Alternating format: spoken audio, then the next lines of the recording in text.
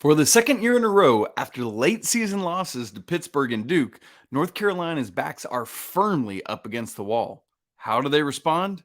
We're about to find out. You are Locked On Tar Heels, your daily podcast on the UNC Tar Heels, part of the Locked On Podcast Network, your team every day.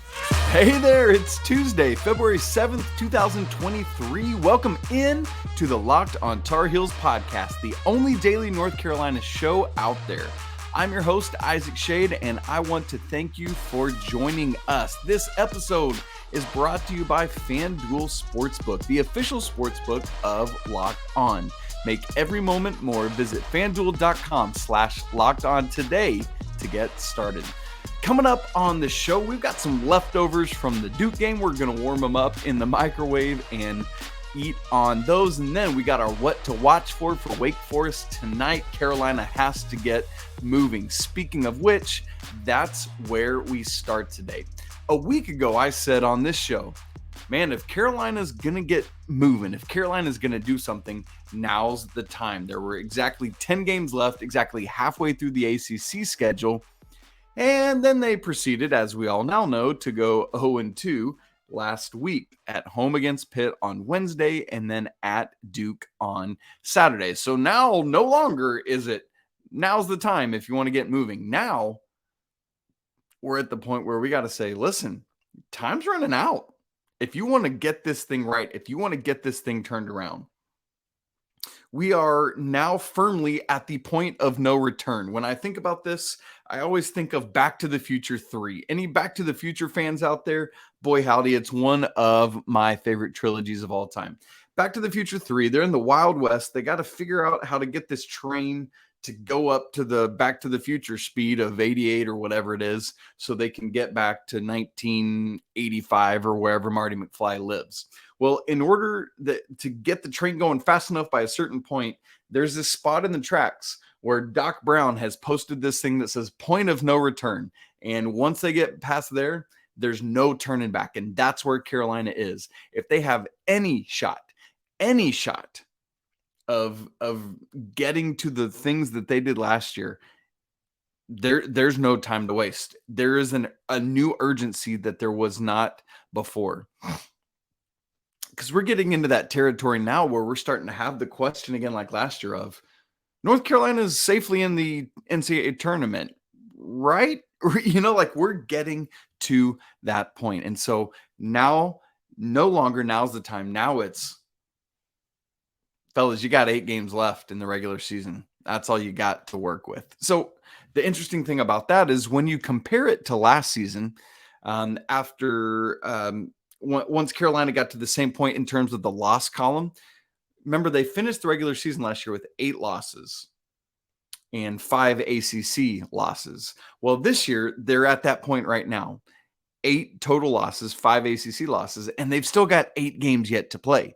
When they got to that same point last year, after the home loss to Duke, remember they had just suffered the home loss to Duke. Then they got 2 wins, and then that embarrassing loss versus Pitt. It's funny because it's the same 2 teams that they lost to, just in a different order and not back-to-back. It was the same number of losses at that point last year after the Pitt loss, but there were only 5 games left. This year, there's still 8 games left that Carolina has to do stuff. And hear me say this 8-game closing stretch, you look at it and you think, I mean, there's winnable games, certainly, but Carolina is going to have to bring it. They're going to have to find a gear that they did not have Saturday at Durham. They're going to have to find a gear that they did not have in the Smith Center last Wednesday night against Pitt, because you got this game at Wake tonight. We're going to discuss that in more detail in a little bit. And then Saturday, you host Clemson, who's right there at the top of the conference. They're decently legit, folks. Don't think this is Clemson. But you gotta build back up that home streak against Clemson after losing a couple years ago. And then Monday, turn right around and host Miami, man, those guards always are really good. Carolina's going to have to contend with that. That's a tough turnaround, Clemson, Miami, Saturday to Monday. And then the next Sunday, you go to NC State. And folks, you saw NC State. You know that's going to be a tough game. Then you go at Notre Dame, which projects to be a bit of an easier opponent, but Carolina sometimes struggles up in South Bend. Then you come home and you host Virginia.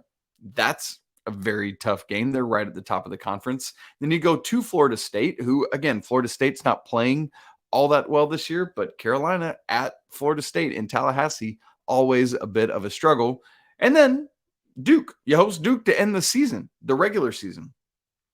Y'all, this stretch, this 8-game stretch, very, very difficult. I mean, you look at it and your biggest breathers are at Notre Dame and at Florida State. So two road games in places where you typically have some struggles are your two easiest games that you're looking at. And so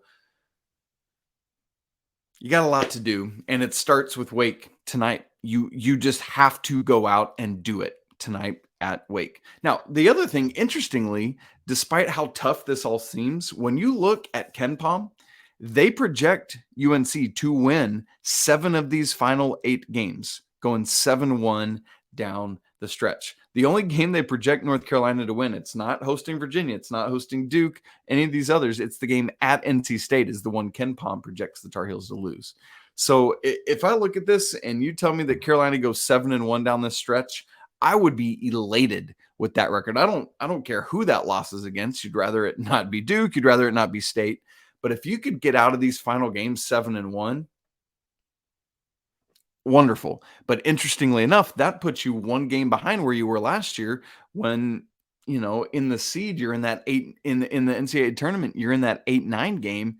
And so you don't love that. And so in order for Carolina to kind of move out of that territory, they almost have to go 8-0 down the stretch here. And at this point, frankly, I don't see it. And after all of this and all the everything from last week, another part of this backs up against the wall thing, point of no return thing, is now there's all these questions resurfacing about personnel issues because of how Carolina performed last week. In particular, it's Pete Nance. That's what I've seen over and over and over again. People, things they've said to me on Twitter, things I've just seen from people on Twitter and other places. It's all about Pete Nance and in particular his foibles against Duke. And there were some, he let that offensive rebound drop and didn't pick it up. There were some other things, but I know that's tough. I know it's difficult, but it's part of the thing. Another part of these personnel conversations is more bench stuff, right? Associated with, we talked yesterday in length on the show about Carolina's inability to close, how they shouldn't have to worry about that as much because they should be taking care of things earlier in the game. But again, with personnel and the bench, perhaps the starters would be fresher if there were more bench minutes to go around. If there was more of that, and again, though, that too is a conversation we've had over and over and over this season, is that part of the reason Carolina struggles down the stretch, or part of the reason Carolina allows these runs to their opponents, is because the guys are playing so many minutes. And I anytime I say this, I get the response from people, and I hear this: hey, they're young, they should be fine. Sure, absolutely. But if you're telling me a guy is going to be fresher playing 38 minutes versus 32 minutes, no, that's just not accurate. And so if you could steal 4 or 5 minutes with Seth Trimble, if you could get the same with DeMarco Dunn, any of that, just to spell RJ and Caleb longer, if you could do the same for Mondo with 5 to 10 minutes from Jalen Washington, if you could use some of that for Pete as well, that's got to be a better way forward. And so we'll keep watching the personnel. I don't expect anything different against Wake Forest tonight than what we've seen, but it will be something to keep an eye on. So now's the time to do it. Point of no return. Carolina starts right now tonight against Wake Forest.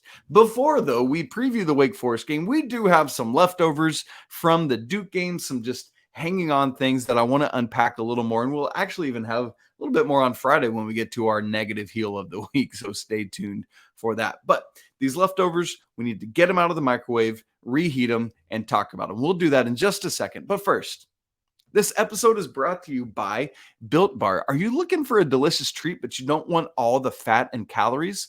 Then you got to try Built Bar. We just recently got through the holiday season, and I don't know about you, but I'm looking to lose a couple pounds, and to do that, eat healthier this year. And if you want to do that without compromising taste, just like me, you got to try Built Bar. What makes it so good? Well, for starters, it's covered in 100% real chocolate, not to mention comes in unbelievable flavors like peanut butter brownie, and of course, that one I really want to try, churro. Not sure how Built does it, but these taste like a candy bar while maintaining awesome macros. Just 130 calories, only 4 grams of sugar, but yet 17 grams of protein. And now you don't have to wait around all day to get your box from Built.com. Why not? Because now Sam's Club and Walmart are carrying Built Bars in store. So head on down to your nearest Walmart, get you a 4-count box of cookies and cream Built Bars. Go down to Sam's Club, get you that bulk box if you got 20 kids in your household, and then you'll be rearing to go. And I promise you, you will not be disappointed by Built Bar, a proud sponsor of the Locked On Network. Hey, also, thanks again for making Locked On Tar Heels your first listen. Now make sure you check out our brand new podcast, Locked On College Basketball. Everything you need to know about college basketball in one place, plus hear from big name experts, insiders, coaches, and players. Locked On College Basketball, available on YouTube and anywhere else you get podcasts. Duke leftovers, here we go. A couple things to keep taking away from this game, things that might be instructive going forward, or just other things that we didn't get to unpack as much as we wanted to on Monday's show. First thing out of the gate, though, we have to congratulate the Miami Hurricanes for doing the Lord's work. They absolutely dog-walked Duke on Monday night, on Big Monday on ESPN, 81-59. And it's this weird thing when Duke loses, where I know as Carolina people, we are elated, we're excited, we're thrilled because Duke lost. But there's also this kind of frustration of like, yeah, but that was supposed to be what Carolina did to them on Saturday night, and they didn't, and now Miami's doing it. And it's like, is that what Miami's going to do to us when we play them next Monday?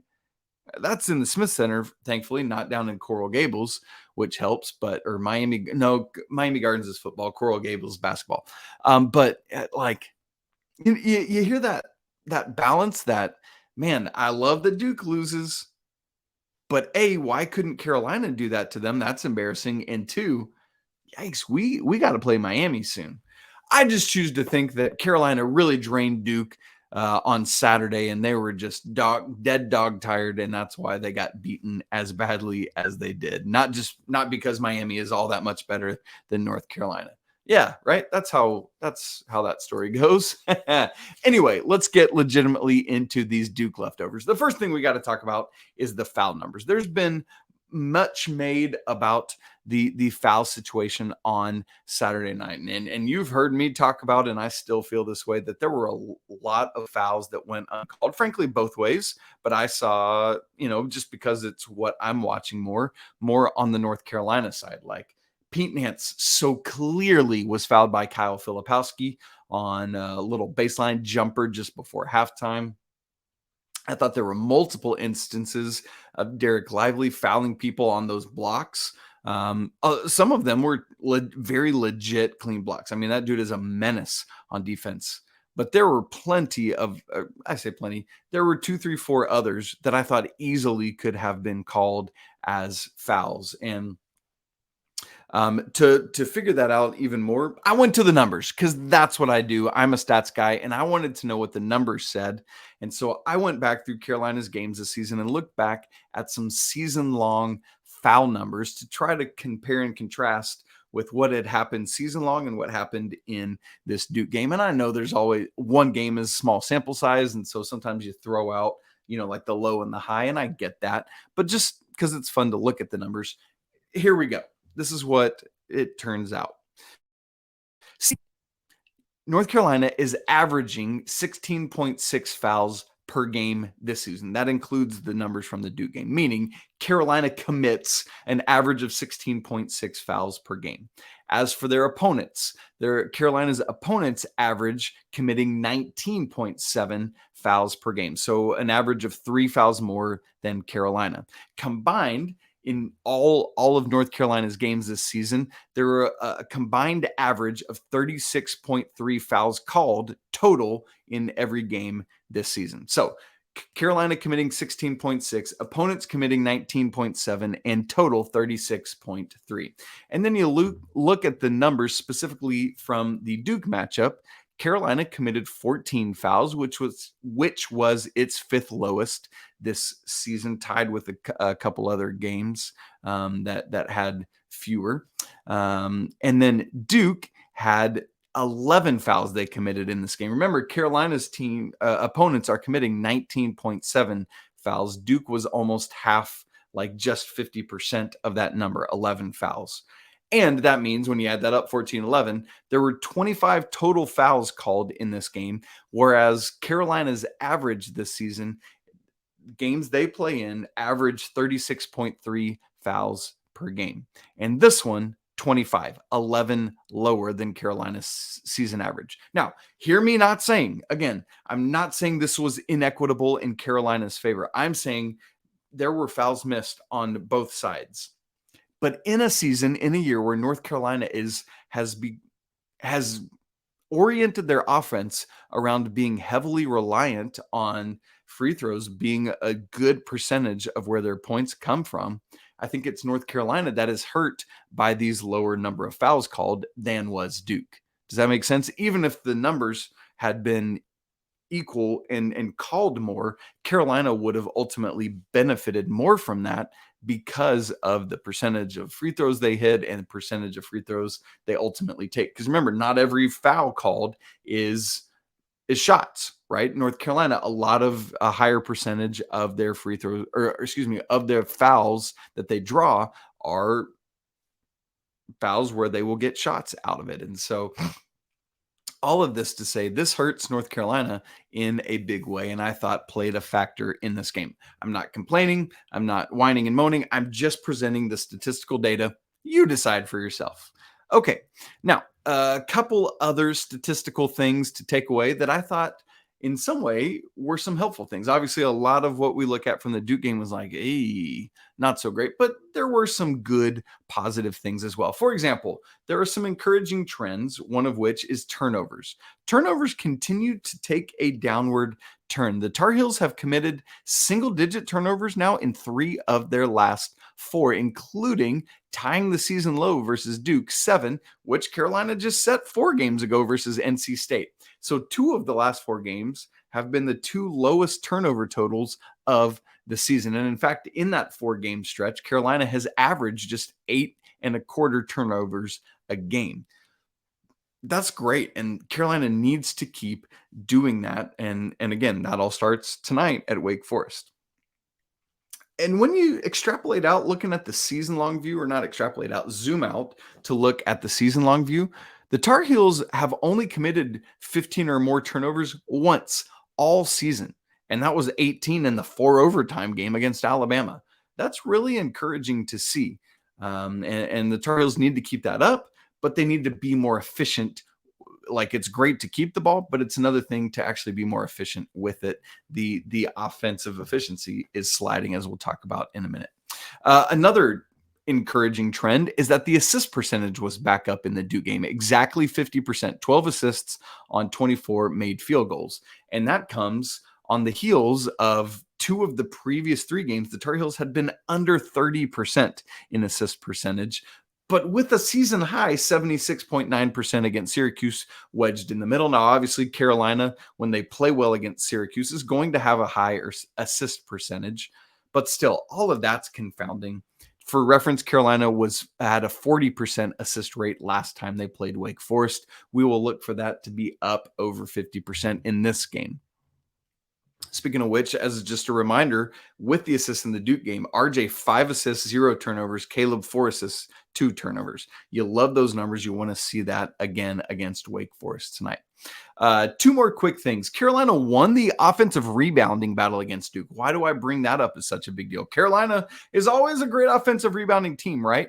No, they have not put as much of an emphasis on that under Hubert Davis. That's now borne out over all of last season and, the 3 quarters that they've played of this season so far. Duke, meanwhile, is the second ranked offensive rebounding team in the country in terms of offensive rebounding percentage. And Carolina beat them by 14-13 in offensive rebounds, although Duke did out-rebound Carolina in total 46-40. The problem came because of the timing of a lot of those rebounds, such as the one that I talked about earlier, where Pete Nance wasn't able to corral that the Kyle Filipowski miss, and it wound up with the Derek Lively putback slam a shot later. And so the timing of some of those offensive rebounds really hurt the Tar Heels down the stretch. One more encouraging trend is that you'd heard me talk about I'd like to see the defense moving in the right direction, and it continues to do that. The defensive efficiency per KenPom is now in the top 50 in the country at 45.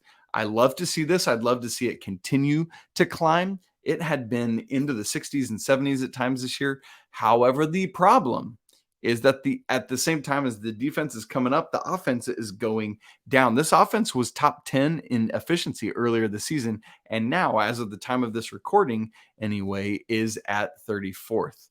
And you cannot have that. And so the defense going in the right direction, but the offense has to start trending back in the right direction. I've got some ideas about how Carolina might be able to do that, and we'll talk about it as we get for what is now a massive matchup at Wake Forest here on Tuesday night. But before we talk about it, let me tell you about FanDuel. This year, the only app you need at your Super Bowl party is FanDuel. We're really excited about our new sports betting partner here at Locked On FanDuel. Why? Because they are the #1 sportsbook in all of America. And if you're new to FanDuel, even better. They've got so many great features that make betting on sports both fun and easy. So download FanDuel right now so that you can bet Super Bowl 57 with a no sweat first bet. You'll get up to $3,000 back in bonus bets if your bet doesn't win. FanDuel lets you bet on everything from the money line, point spreads, to who'll score a touchdown. Plus, the app is safe, it's secure, and super easy to use. And best of all, you can get paid your winnings instantly. I have experienced this myself because I use FanDuel for all my daily fantasy action, typically fantasy football. And so I would encourage you to get on board with this and join FanDuel today at FanDuel.com/lockedon to claim that no sweat first bet on Super Bowl 57. Again, that's FanDuel.com/lockedon. Make every moment more with FanDuel, the official sportsbook partner of the NFL. Okay, coming up tonight, North Carolina at Wake Forest inside Lawrence Joel Coliseum. The Demon Deacons are 15-9, 7-6 in the ACC. This game will take place at 7 Eastern on ESPN. FanDuel has Wake Forest by half a point. KenPom favors the Tar Heels by 1. Either way you look at that, what does that tell you? Tight game expected in this one. Carolina, again, we've been talking about closing out these close games. The Tar Heels have to go and do it. Now, let me remind you, these two teams are very similar in terms of offensive efficiency, right? In Wake Forest is like low 20s. Carolina right now, high 20s for Wake Forest. Carolina in the low 30s. The difference is the defensive efficiency. North Carolina, as we've said now, is inside the top 50, 45 right now. Wake's is outside the top 100. I think it's like 130 something right now. And so Carolina has to, as they did last time, take advantage of that and get that offense up and humming.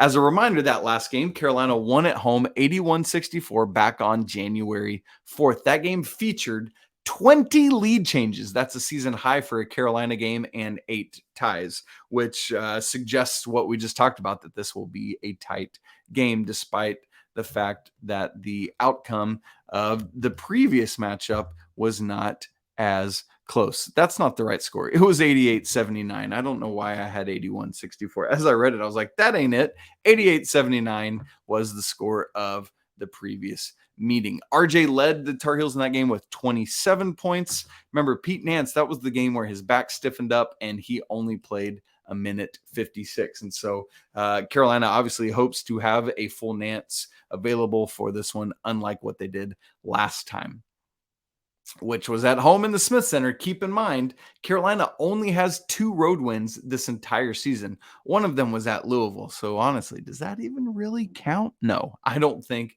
it does. The other at Syracuse. This will be win number 3 on the road if the Tar Heels can do it. And that brings us to my favorite part of every preview episode, the W2, W4, my what to watch for in this game. 4 things to watch for. Number 1, I'm going to keep banging this drum. Feed Armando Bacot. I want to see in this game 15 or more field goal attempts. I want Armando to lead the team in field goal attempts, not be third on the team as he was at Duke on Saturday. In fact, I want Armando to lead the team in every game. He is the best offensive possibility for this Carolina team. Like, get back to that dynamic pick and roll action that happened with Carolina, with RJ and Armando last year. The problem is nobody respects Pete Nance as much as they did Brady Manek, so they can sag off him. They're already sagging off a Leaky. That clogs the lane, and then the pick and roll doesn't work as well. But would love to see that get going. The other thing with feeding Mondo, do not go away from it. Do not give up on it if and when it gets tough. Remember, Wake Forest has a couple bigs that are really tough that Armando's going to have to contest with. But now he's got Pete Nance to help out on that as well. So if Pete can drag his guy out to the perimeter, give Armando some more room to work, that's great. Additionally, it's not just about field goal attempts for Armando. I don't want you to think that. To me, it's also about just touches, letting the offense flow through him more than it typically has been. Allow him to make some wise decisions, when to shoot, when to kick, when to, whatever it may be. Just get Armando Bacot touches, and I want 15 or more field goal attempts. What to watch for? Number 2, points off turnovers. Last time these two teams met, North Carolina had a season high 32 points off of 15 Wake Forest turnovers. Can the Tar Heels do that again? Can they force Tyree Appleby and Cam Hildreth into some turnovers and things of that nature? We'll keep our eyes on that. Number 3 on our W2, W4, what to watch for. The Tar Heels, frankly, just have to shoot better. There's no other way to nice that up or church it up. You just got to plain and simply say it. They shot under 35% in each of last week's losses, Pitt and Duke. In those 2 games, they combined to shoot 12 of 54 from deep. Yes, you heard that number right, 12 of 54. Part of it is also the last meeting between these two was an odd scoring game. It was a career high in scoring for Leaky, 18, a career high in scoring for Seth Trimble. I've already said RJ led the team with 27. Mondo had 21, but Caleb had a tie for his season low, 7 points. And so you look at this and think, man, the Tar Heels have to shoot a better percentage from the field. Part of that goes back to what we just said. Get the ball to Mondo and let him operate. But you want good shots in the flow of the offense. You're wondering, hey, can Leaky do again what he did last time these two teams met? Can he carry on what he did Saturday at Duke, coming off his first career double-double? That would be a massive help for the Tar Heels. But this team has to shoot better. And then number 4 in the what to watch for is, as we said, Carolina's defense has been growing. I already gave you some of those numbers, but let me just put it in some very raw numbers.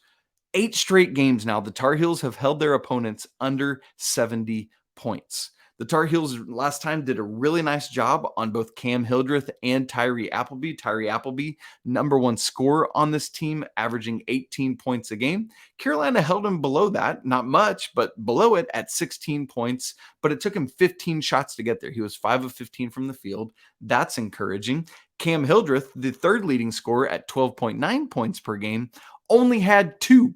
And those were both on free throw shots. He was 0 for 3 from the field. So not only was he 0 for the field, he only had 3 field goal attempts. What up, Leaky Black? Right? Like, this is the stuff that the Tar Heels have to keep doing.